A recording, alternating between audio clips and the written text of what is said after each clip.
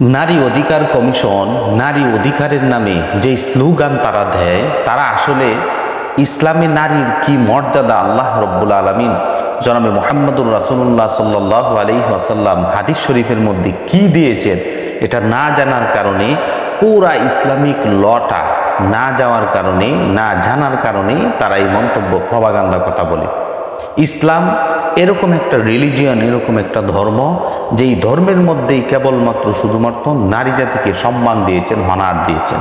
এই জন্য একটা মুসলিম হিসাবে একটা মানুষের পুরা ইসলামিক লটা জানা দরকার। শুধু একটা ধারা নিয়ে প্রশ্ন করলে হবে না। ইসলাম নারীকে কি মর্যাদা দিয়েছে আপনি চিন্তা করে দেখেন।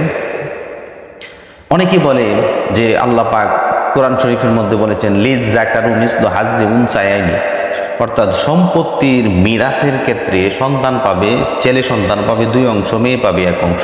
তাহলে এই জায়গায় তো ইসলাম নারীকে ঠকাইছে। আসলে এই জায়গায় ইসলাম নারীকে ঠকায় না। যেমন প্রাথমিকভাবে বেসিকলিভাবে দেখা যায় যে আসলেই 1 অংশ পেয়েছে নারী, 2 অংশ পেয়েছে পুরুষ, এদিক দিয়ে তো কম, আসলেই কম। কিন্তু আপনি যখন গভীরভাবে চিন্তা করে দেখেন, এই নারী পিতার কাছ থেকে পাবে, কিছুদিন পর বিবাহ হয়ে যখন যায় স্বামীর কাছ থেকে পায়, তারপরে যখন সন্তান হয় সন্তানের কাছ থেকে পায়। 3 জায়গা থেকে নারী পায়, আর পুরুষ পায় 1 জায়গা থেকে। আরেকটা ইন্টারেস্টিং বিষয় হলো, সেটা হলো পুরুষের খরচ আছে, কিন্তু নারীর কম পেলেও এটার কিন্তু কোনো খরচ নাই। সুতরাং এই দিক দিয়ে ইসলাম নারী যেদিকে জিতে দিয়েছে, পুরুষকে 1 জায়গা থেকে পাওয়ার সিস্টেমলে আল্লাহ রব্বুল আলামিন করে দিয়েছেন, এরকম পদ্ধতি নির্বাচন করে দিয়েছেন। আর নারীকে 3 জায়গা থেকে পাওয়ার সিস্টেম পদ্ধতি আল্লাহ রব্বুল আলামিন দিয়ে দিয়েছেন। সুতরাং এই দিক দিয়েও ইসলাম নারী জাতিকে সুউচ্চ আসনে স্থান দিয়েছে। 2 নাম্বার কথা হলো লালন পালনের ক্ষেত্রে ইসলাম বলে যে একটা ছেলে সন্তান অ্যাডাল্ট হওয়ার পর, প্রাপ্তবয়স্ক হওয়ার, পিতার উপরে এই দায়িত্ব নাই যে তাকে ভরণ পোষণ দিবে।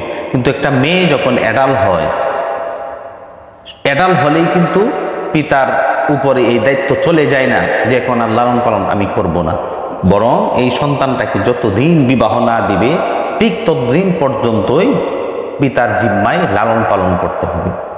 সুতরাং একদিক দিয়ে পুরুষকে অ্যাডাল্ট হওয়ার পরেই ভরণ পোষণের দায়িত্ব নাই পিতার, আর মেয়ের ক্ষেত্রে এরকম নয়, যতদিন পিতার ঘরে থাকবে ততদিনেই এই মেয়েটাকে লালন পালনের, ভরণ পোষণের দায়িত্ব পিতার উপরে বর্তায়। সুতরাং এই দিক দিয়েও ইসলাম নারী জাতিকে সম্মান দিয়েছেন, হনার দিয়েছেন।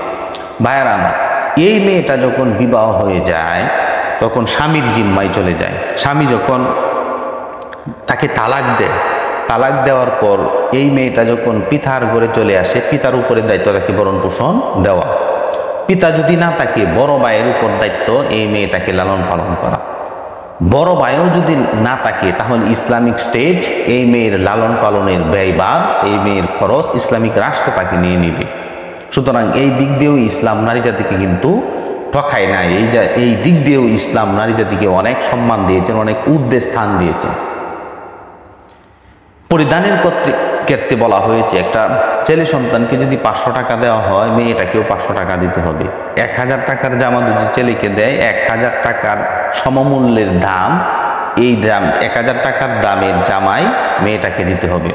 খাওয়ার ক্ষেত্রে বলা হয়েছে একটা ডিম যদি ছেলে সন্তানকে খাওয়াও, মেয়েকেও একটা ডিম খাওয়াতে হবে। সুতরাং এই দিক দিয়েও ইসলাম সমান সমানভাবে কি করেছেন, দিয়ে দিয়েছে।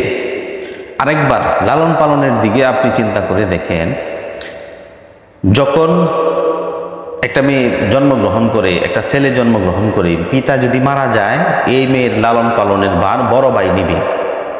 মিরাজ সূত্রে সে যখন একটা এক্সাম হিসাবে ধরে নেন, মিরাজ হিসাবে এই ছেলেটা 2 লক্ষ টাকা পেয়েছে, মেয়েটা 1 লক্ষ টাকা পেয়েছে। সমস্ত ব্যয়ভার ছেলের উপরে, তার বা বড় ভাইয়ের উপরে বর্তাবে। এই মেয়েটাকে যখন বিবাহ দিয়ে দিল, এখান থেকেও সে মহারণা হিসাবে 1 লাখ টাকা পেয়েছে, মেয়ের হয়েছে 2 লাখ।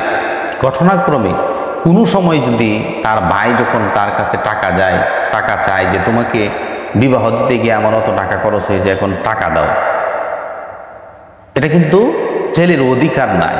মেয়ে ইচ্ছা করলে দিতেও পারে, নাও দিতে পারে। ইসলামী শরীয়ত আইন মোতাবেক যদি না দেয়, কোনো করার কিছু নাই। সুতরাং ছেলের এত এত টাকা খরচ হয়েছে, তাও ইসলাম মেয়ের কাছ থেকে নেওয়ার জন্য উদ্বুদ্ধ করে না, বলে না এটা মেয়ের দায়িত্বে থেকে যাবে, মেয়ে ইচ্ছা করলে দিতে পারবে, ইচ্ছা না করলে, এখানে কোনো জবরদস্তি নাই।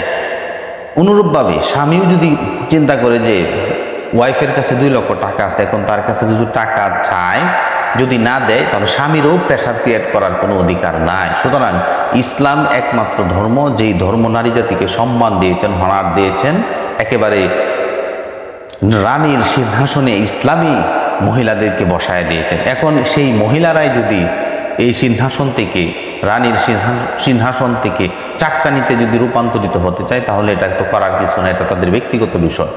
সুতরাং যেই সমাজে নারী জাতিকে, কন্যা সন্তানকে হত্যা করা হতো, আল্লাহ রব্বুল আলামিন কন্যা সন্তানকে বেআইয়ি জামবিল কুতিলাত, কোন অপরাধী কন্যা সন্তানকে হত্যা করতেছে, আল্লাহ রব্বুল আলামিন ধমক দিলেন, সন্তান হিসাবে অধিকার দিলেন, স্ত্রী হিসাবে অধিকার দিলেন, মা হিসাবে অধিকার দিলেন, দাদা হিসাবে, দাদু নানি হিসাবে অধিকার দিলেন। সুতরাং ইসলাম একমাত্র ধর্ম, যেই ধর্ম নারী জাতিকে সম্মান দিয়েছেন, হনার দিয়েছেন। অন্য কোনো ধর্ম এই নারী জাতিকে এরকম সম্মান দেয় নাই। আমাদের সকলকে বোঝার তৌফিক দান করুন।